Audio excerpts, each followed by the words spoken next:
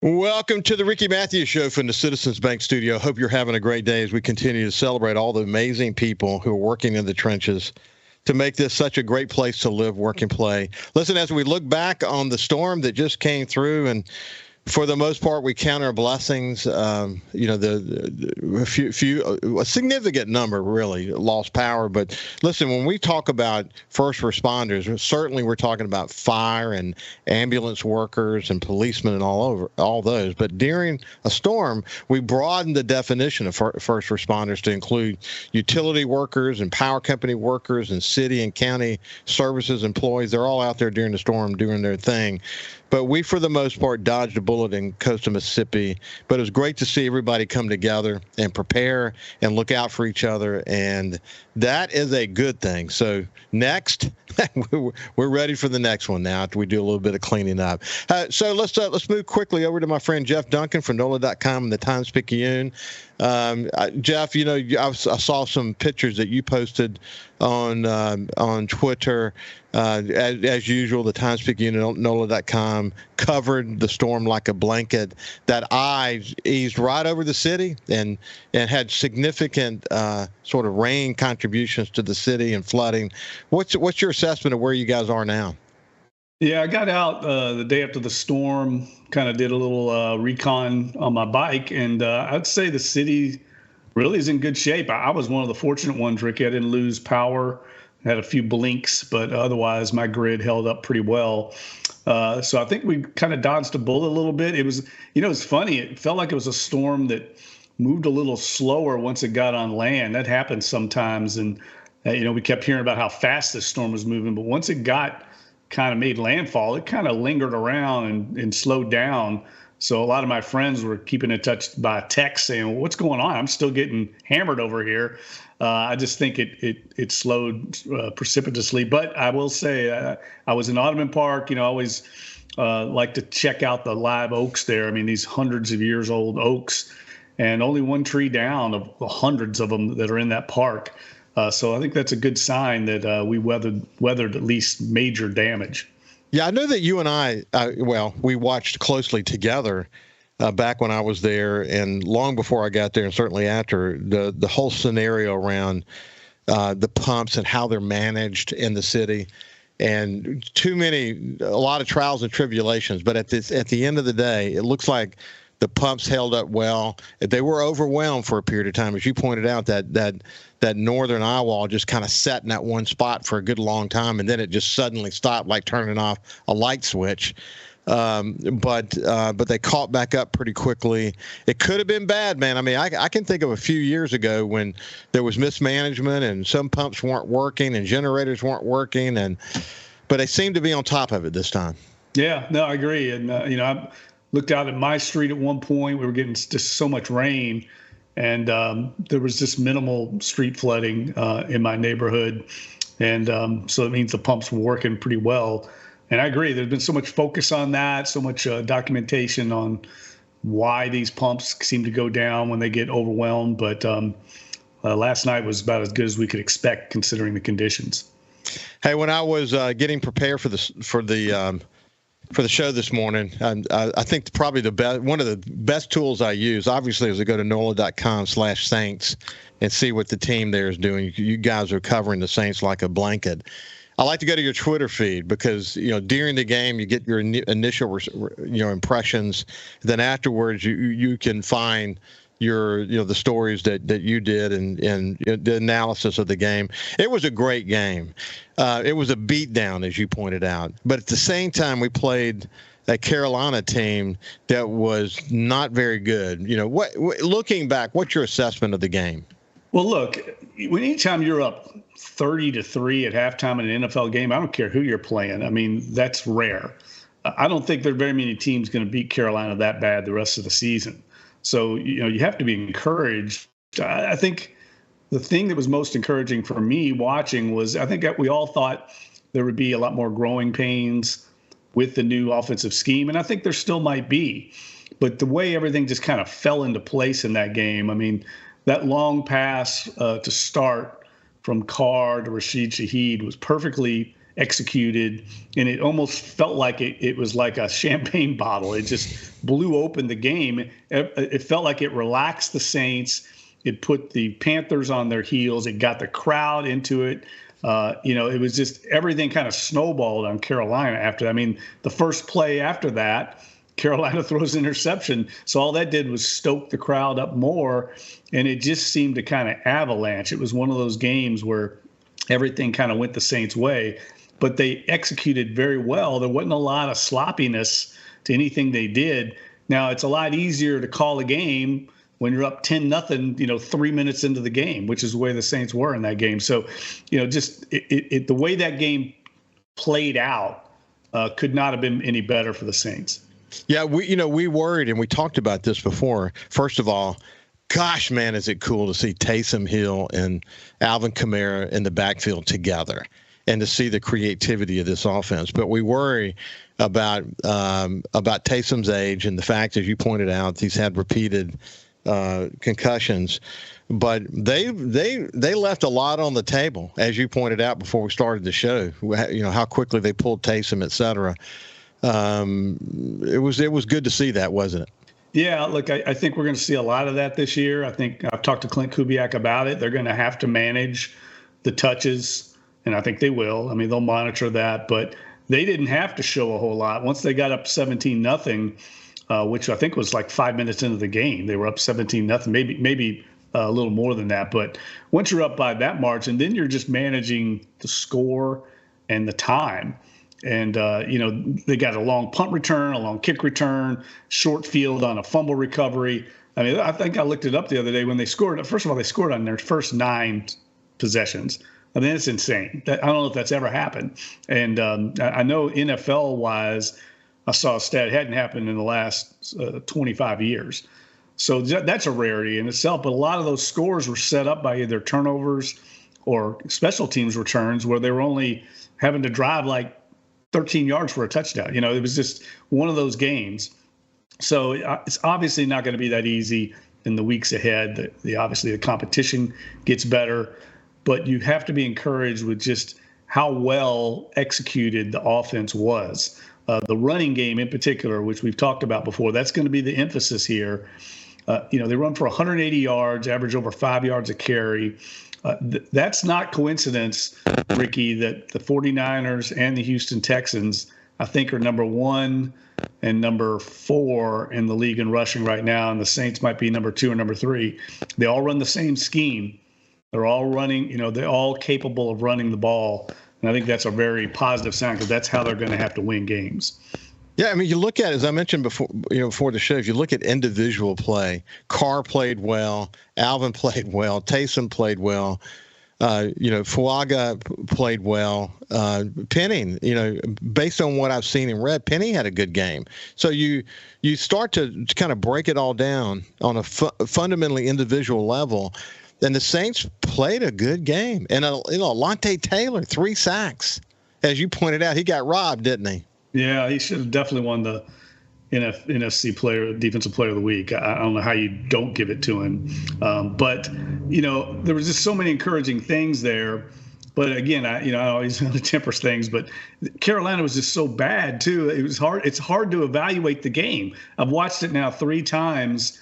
And I liked the best thing I could say for Saints fans is the way, one, the offensive line played. They dominated the game. I mean, literally the first play of the game, Ricky, it's just a very simple outside zone run. I mean, it's as basic as it gets. They've run this play 1,000 times, in the past. It's not magic, but literally no defender touched Alvin Kamara till he was 4 yards downfield. I mean, he just ran to the right and there was nobody over there. The offensive line blew the line of scrimmage back 4 or 5 yards, and he eventually got a 9-yard gain. The thing that was amazing in the game, if you go back and look at the box score, or go back and look at the play-by-play, the Saints were never in 3rd and long, ever. They were getting so many yards on 1st and 2nd down. That is the prescription for what they want to do offensively. They do not want to be in 3rd and long with this shaky offensive line and pass protection. Derek Carr has a history of struggling with pass rush in his face. They never had to deal with that. And that's why I think you saw such a high-level execution. Yeah, there was a point in the game. I turned to my son Jordan. It was 3rd and 4. And last year, under 3rd and 4, 90% of the time they're throwing the ball. But on 3rd and 4, they ran the ball and got it by a couple of yards. It was great to see the confidence. Again, I mean, Carolina was struggling, that's for sure. But the Saints were really hitting on just about every cylinder, and that was fun to see, wasn't it? Well, when you got a big lead, everything kind of works. You know what I mean? Like it's just one of those things that it snowballs. So, yeah, it was definitely encouraging, though. I did not expect 47 points. I don't think anybody did, including the Saints. Hey, listen, as a Saints fan, though, how many times have we been up 17-0 and 24-0 and end up losing the game? So, I mean, all of us were sitting there with bated breath, just waiting for something else to happen, and it just never did. Hey, when we come back on the other side, we'll continue our conversation with NOLA.com and Times Picayune's Jeff Duncan. We'll see you after this. Welcome back to the Ricky Matthews Show. Hey, before we get back to the Saints, I just want to mention something. I've been talking to Jeff about the possibility of Steve Gleason coming over for a book signing, and I think Allen View is going to host him. I've been in touch with Rick Carter, and hopefully we can pull that off soon. I know that you're working with Steve's team to come up with some dates, but be looking for that. Look at it now as more of a tease that there's a good chance we'll be getting Steve Gleason over here and his team to do a book signing, along with Jeff Duncan, that I might add, who wrote that book with Steve. And that'll be good. You were well received when you came over for your other book, Peyton and Breeze, when you did it at the Allen View, weren't you, Jeff? Oh, yeah, it was a great event. Had a great time. They treated me like a king there, like they do, I'm sure, all their guests and VIPs, and really hope we can make that work out for Rick and for Island View. And then look, if you're in the Jackson area this weekend, I'll give you a little plug. Saturday, we'll be at the Mississippi Book Festival in Jackson at noon for a session on Steve's memoir, A Life Impossible. Looking forward to that. Jonathan Martin, former New York Times reporter, is going to moderate our panel discussion. So that should be a lot of fun if you're in the Jackson area. Yeah, that book fair, incidentally, has become a really, really good one. And yes, I know you know that already. 50,000 people there last year. I know. It's incredible what's happening. Book fairs generally have done well. Think about Tulane and what they've done there. Mm-hmm. Just amazing. Okay, so back to the Saints. Listen, I want to just mention there were a couple of times during the game. At one point, I saw Chris Olave was shaking his hand, and then I think he went off maybe for a play, and I was thrilled to see him come back again. He might have just hit his funny bone or something. I don't know if there was anything to that. Of course, Marshawn Lattimore came out. I think he tweaked a little injury. Do you see anything in the injury reports that gives you concern? Well, yeah, Marshawn Lattimore is a big concern, especially going to Dallas with CeeDee Lamb, who's one of the top 5 receivers in the league. I think normally they would have had Lattimore take him and travel with him man-to-man. Now, if Lattimore did not practice Wednesday, which is not a good sign, he has a hamstring, and I think they listed a hip as well, hip flexor, which is what he had. Those soft tissue injuries are finicky, and he has a history of missing games. So I think that's a big concern. And then Lucas Patrick, the left guard, didn't practice Wednesday either. He's the starting guard, and we know they're thin up front. Landon Young came in for him, so we'll see him monitoring that. But that good defensive front by Dallas, I mean, it's really a dominant front with Marcus Lawrence and Micah Parsons, who's arguably the best defensive player in the league now that Aaron Donald's not in the league anymore. So I think it's going to be a great test, a great challenge, but I like the way the Saints come into this game in the intangible department. I think it's good, in fact, that Dallas had a big win on the road against Cleveland.